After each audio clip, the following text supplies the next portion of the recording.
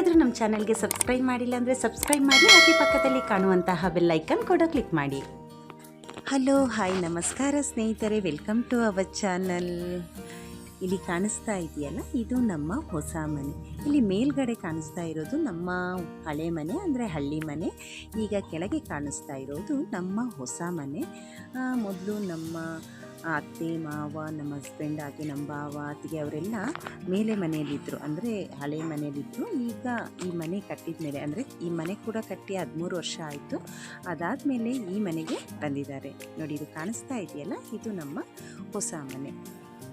ಮೇಲೆ ಇರುವಂತಹ ಹಳ್ಳಿ ಮನೆಯಲ್ಲಿ ಯಾರೂ ಇರಲಿಲ್ಲ, ತುಂಬ ಟೈಮು ಹಾಗೆ ಖಾಲಿ ಇತ್ತು. ಈಗ ನಾವು, ಅಂದರೆ ಕೊರೋನಾ ಬಂದ ಮೇಲೆ ನಾವು ಆ ಮನೆಯನ್ನು ನೀಟಾಗಿ ಸ್ವಲ್ಪ ಎಲ್ಲ ಕ್ಲೀನ್ ಮಾಡಿಸ್ಬಿಟ್ಟು ಆ ಮನೆಯಲ್ಲಿ ಇದ್ದೀವಿ. ಈಗ 4-5 ಇಯರ್ಸ್ ಆಯಿತು ನಾವು ಅಲ್ಲಿಗೆ ಹೋಗಿ. ಇಲ್ಲಿ ನೋಡಿ, ಮಕ್ಕಳೆಲ್ಲರೂ ಕೂತ್ಕೊಂಡು ಆಟ ಆಡ್ತಾ ಇದ್ದಾರೆ.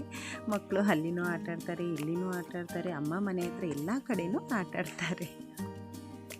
ಮೇಲೆ ಅತ್ತೆ ಮನೆ ಹತ್ರ ಆಟ ಆಡಿಕೊಂಡು ನಂತರ ಮಕ್ಕಳು ಅಮ್ಮನ ಮನೆ ಹತ್ರ ಬಂದು ಬರಬೇಕಾದ್ರೇ ಅಮ್ಮ ಮೀನು ಹಿಡಿಯೋದಕ್ಕೆ ಹೋಗೋಣ ಅಂತ ಹಠ ಹಿಡಿತಾ ಇದ್ದರು. ಹಾಗೆ ಬರಬೇಕಾದ್ರೆ ಒಂದು ಚಿಕ್ಕ ಚಿಕ್ಕ ಬಾಕ್ಸ್ಗಳನ್ನ, ಪ್ಲಾಸ್ಟಿಕ್ ಲೋಟಗಳನ್ನೆಲ್ಲ ಇಟ್ಕೊಂಡ್ಬಂದರು. ಇವತ್ತು ಮೀನು ಹಿಡಿಯೋದಕ್ಕೆ ಹೋಗೋಣ ಅಂತ. ಹಾಗೆ ನಾನು ನನ್ನ ತಂಗಿ ಮಕ್ಕಳನ್ನ ಕರ್ಕೊಂಡು ಹೋಗ್ತಾ ಇದ್ದೀವಿ. ಇಲ್ಲಿ ಕಾಣಿಸ್ತಾ ಇರುವುದು ಹೈವೇ ರೋಡು, ಅಂದರೆ ಬೆಂಗಳೂರು ಮಂಗಳೂರು ರೋಡು. ಅಮ್ಮನ ಮನೆ ಇರೋದು ಇದ್ರ ಪಕ್ಕನೇ, ರೋಡ್ ಸೈಡೇ ಇದೆ. ನೋಡಿ, ವಾತಾವರಣ ಎಷ್ಟು ಚೆನ್ನಾಗಿದೆ ಅಂದರೆ, ನೋಡಿ ನಮ್ಮ ಅಮ್ಮನ ಮನೆ ಪಕ್ಕನೇ ಒಂದು ಹಳ್ಳ ಕೂಡ ಇದೆ. ತುಂಬಾ ಚೆನ್ನಾಗಿದೆ. ನೋಡಿ ಎಷ್ಟು ಚೆನ್ನಾಗಿ ಗ್ರೀನರಿ ಇದೆ ಅಂದರೆ ತುಂಬಾ ಚೆನ್ನಾಗಿದೆ. ಮಕ್ಕಳು ಬರಬೇಕಾದ್ರೇ ದುಪ್ಪಟ ಎಲ್ಲ ಇಟ್ಕೊಂಡು ಬಂದಿದ್ದರು. ಹಾಗೆ ನೋಡಿ, ಇಲ್ಲಿ ಮೀನು ಹಿಡಿಯೋದಕ್ಕೆ ಸ್ಟಾರ್ಟ್ ಮಾಡಿಬಿಟ್ಟಿದ್ದಾರೆ ನಾವು ಬರೋ ಮುಂಚೆನೇ. ವೇದಿಕಾ ಮತ್ತು ಖುಷಿ ಇಬ್ಬರೂ ಮೀನು ಹಿಡಿತಾ ಇದ್ದಾರೆ. ಹಾಗೆ ನಮ್ಮ ಅಕ್ಕನ ಮಗಳು ವಿಧಿ ಕೂಡ ಮೀನು ಹಿಡಿತಾ ಇದ್ದಾಳೆ. ನೋಡಿ, ಇಲ್ಲಿ ಚಿಕ್ಕ ಚಿಕ್ಕ ಮೀನುಗಳು, ಸುಮ್ಮನೆ ಆಟ ಆಡೋದಕ್ಕೆ ಅಂತಸ್ಕರ ಅಷ್ಟೇ. ದೊಡ್ಡ ದೊಡ್ಡ ಮೀನುಗಳೇನೂ ಇಲ್ಲ, ಚಿಕ್ಕ ಚಿಕ್ಕ ಪುಟ್ಟ ಮರಿಗಳಷ್ಟೇ ಇರೋದು. ನೋಡಿ, ಇಲ್ಲಿ ಪ್ಲಾಸ್ಟಿಕ್ ಲೋಟ ಇಟ್ಕೊಂಡು ನಿಹಾಲ್ ಮೀನನ್ನ ಹಾಕೋದಕ್ಕೆ ರೆಡಿ ಮಾಡಿ ಇಟ್ಕೊಂಡಿದ್ದಾನೆ.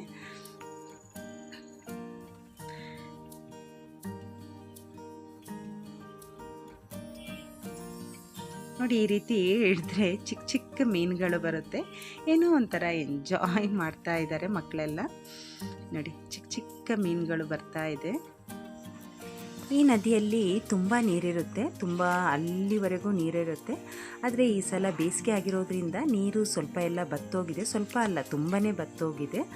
ನೋಡಿ, ಅಲ್ಲಿ ಇದು ದಡ ಕಾಣಿಸ್ತಾ ಇದೆಯಾ ಅಲ್ಲ, ಅಲ್ಲಿವರೆಗೂ ನೀರಿರುತ್ತೆ. ಮಳೆಗಾಲದಲ್ಲಂತೂ ಈ ನದಿ ತುಂಬಿ ಹರಿಯುತ್ತೆ, ಅಷ್ಟು ದೊಡ್ಡ ನದಿಯೇ ಇದು. ನೋಡಿ, ಇಲ್ಲಿ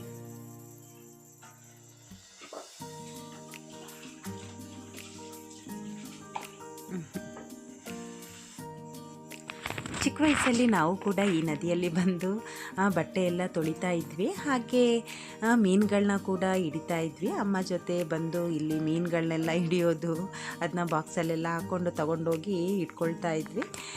ಈಗ ನಮ್ಮ ಮಕ್ಕಳು ಸರ್ದಿ ಅವರು ಕೂಡ ಅದೇ ರೀತಿ ಮಾಡ್ತಾ ಇದ್ದಾರೆ. ನಾವು ಎಂಜಾಯ್ ಮಾಡೋದಕ್ಕಿಂತ ಜಾಸ್ತಿ ಅವ್ರು ಮಾಡ್ತಾ ಇದ್ದಾರೆ. ಹಾಗೆ ಇಲ್ಲಿ ಮೇಲೆ ಕಾಣಿಸ್ತಾ ಇದೆಯಲ್ಲ, ಅದು ನಮ್ಮ ಹೈವೇ.